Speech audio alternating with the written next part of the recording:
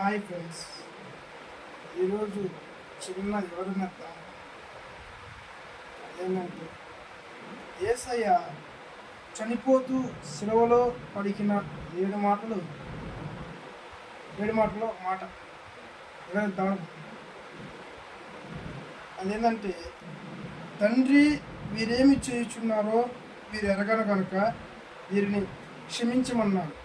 అంటే ఇది దేనికి సంకేతంగా ఉంది? ప్రేమకు సంకేతంగా ఉంది. క్రీస్తు ప్రేమ తనను హింసించే వారిని కూడా ప్రేమించే మనసు క్రీస్తుకు ఉంది. కాబట్టి మనం కూడా క్రీస్తుని నమ్మాలి. ఎందుకంటే ఈ రోజుల్లో తల్లిదండ్రులే చిన్న పొరపాటు జరిగిన తప్పు జరిగిన మనల్ని ఇంట్లోంచి వెళ్ళగొడతాం. అలాంటిది దేవుడు యేసయ్య తనను హింస పెడుతున్న వారి కొరకు తండ్రి దగ్గర జ్ఞాపన ప్రార్థన చేసుకున్నాడు.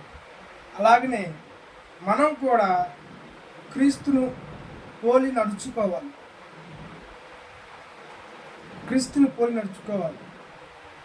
దీంట్లో ఇంకోటి ఏంటంటే, విజ్ఞాపన ప్రార్థన కూడా ఉంది. మనం ఇతరుల కొరకు విజ్ఞాపన ప్రార్థన చేసే ఎంత అవసరమో, విజ్ఞాపన ప్రార్థన ఎంత అవసరమో దీన్ని బట్టి ఈ విషయంలో మనకు నేర్పిస్తుంది దేవుడు. కాబట్టి మనం కూడా విజ్ఞాపన ప్రార్థన శక్తి ఎంత విలువైనదో తెలుసుకోవాలి.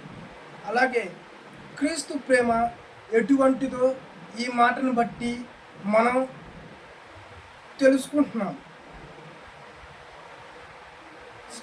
లైక్ చేయండి, షేర్ చేయండి, సబ్స్క్రైబ్ చేయండి.